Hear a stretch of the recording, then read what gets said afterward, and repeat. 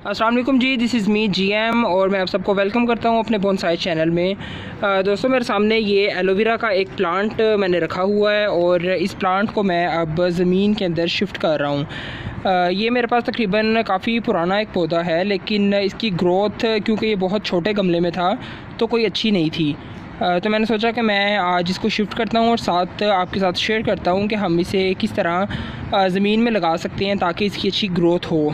आजकल दोस्तों क्योंकि रेनी सीज़न स्टार्ट हो चुका है, बल्कि रेनी सीज़न काफ़ी ज़्यादा गुजर चुका है, तो आज मैं फ़ारिग था। मैंने सोचा कि मैं थोड़ी ये ज़मीन में क्यारी बना के और यहाँ पे शिफ्ट कर देता हूँ। ये बेसिकली हमारा एक फार्म हाउस हम बना रहे हैं और यहाँ पे भी काफ़ी ज़्यादा ईंटें पड़ी हुई हैं, लेकिन यहाँ पे मैंने कुछ थोड़ी सी जगह छोड़ी है इन्हीं प्लांटेशन के लिए। तो यहाँ पे अभी ये देखें, इसके नीचे काफ़ी ज़्यादा ये रेत वाली मिट्टी है। ये बिल्कुल प्योर सॉइल नहीं है, बल्कि ये सैंडी सॉइल है, जिसे हम बालू मिट्टी आप कह सकते हैं, या इसे आप जो हमारी ज़ुबान में यहाँ पे पाकिस्तान में गस्सू कहा जाता है, ये वो वाली एक मिट्टी है। इसमें थोड़ा सा रेत का कंटेंट ज़्यादा होता है और रेत का कंटेंट ज़्यादा होने की वजह से ये इसमें एलोवेरा की जो ग्रोथ है ये बहुत ही अच्छी देखने को मिलती है। आप कोशिश करें कि जब भी आप एलोवेरा को शिफ्ट करें तो आप इसे थोड़ी सी सैंडी सॉइल के अंदर शिफ्ट किया करें। उससे इसकी एक तो जो रूट्स होती हैं वो बहुत ज़्यादा सॉफ्ट होती हैं, जिसकी वजह से उनकी ग्रोथ अच्छी होती है और इसे न्यूट्रिएंट्स भी ज़्यादा मिलते रहते हैं। तो अभी मैं यहाँ पे इसको लगा दूँगा। मैं अभी यहाँ पे एक छोटा सा एक कहने के होल करूँगा, यहाँ पे तकरीबन 6-7 इंच गहरा, और उसमें मैं ये इसके दो देखें पब्स निकले हुए हैं इस एलोवेरा के, मैं इसे ऐसे ही यहाँ पे शिफ्ट कर दूँगा।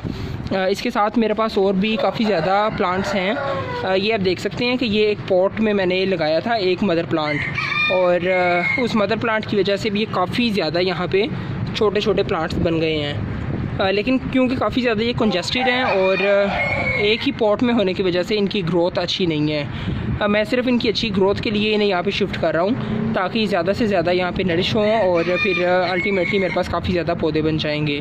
तो चलिए दोस्तों, इसे यहाँ पे शिफ्ट करते हैं और फिर मैं आपके साथ टाइम टू टाइम इसकी प्रोग्रेस भी शेयर करता रहूँगा।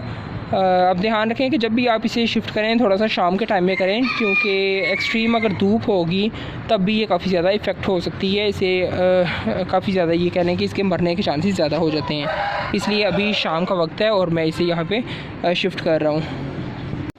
तो ये देखें दोस्तों, ये जैसा कि मैंने आपको दिखाया था, ये गमला मैंने अभी खाली कर दिया है और इस गमले में जो कि बहुत थोड़े से पौधे नज़र आ रहे थे, वो दर हकीकत थोड़े नहीं, वो बहुत ज़्यादा थे। तकरीबन यहाँ पे 1 2 3 4 5 6 7 8 9 10 11 12 13 तकरीबन यहाँ पे 15-16 ये देखें बीच में से ये काफ़ी बड़े प्लांट्स निकल आए हैं और मुझे उम्मीद नहीं थी कि इतने ज़्यादा होंगे। और जो मेरे पास एक सेपरेट से था प्लांट, ये काफ़ी बड़ा है और ये मैंने यहाँ पे लगा दिया है। तो देखिए दोस्तों, ये फ़ायदा होता है कि ये एक अगर आप इसका प्लांट लगाते हैं तो ये काफ़ी ज़्यादा अपने बच्चे निकालता रहता है और आप टाइम टू टाइम इन्हें प्रोपागेट कर सकते हैं। अब मैं यहाँ पे ये सारे इस जगह पे ये सारे लगा दूँगा फासले पे, और फिर यहाँ पे मैं इन्हें पानी दे दूँगा फ़ौरन से। और मुझे उम्मीद है कि आजकल क्योंकि रेनी सीज़न है तो इनकी ग्रोथ बहुत अच्छी होगी।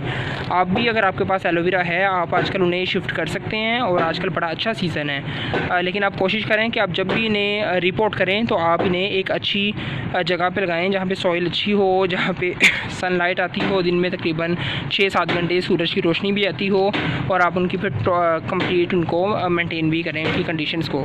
तो ये एक बड़ा अच्छा प्लांट है, बहुत ही ज़्यादा फ़ायदेमंद है। स्किन प्रोडक्ट्स में बालों के लिए बहुत अच्छा है, इनसे इस्तेमाल खाया भी जाता है और ये एक बहुत ही यूज़ेबल ये प्लांट है। तो इसलिए मैं इसको यहाँ पे लगाने जा रहा हूँ और मैं आपसे टाइम टू टाइम इसकी प्रोग्रेस भी शेयर करता रहूँगा। So stay happy, stay healthy and stay blessed.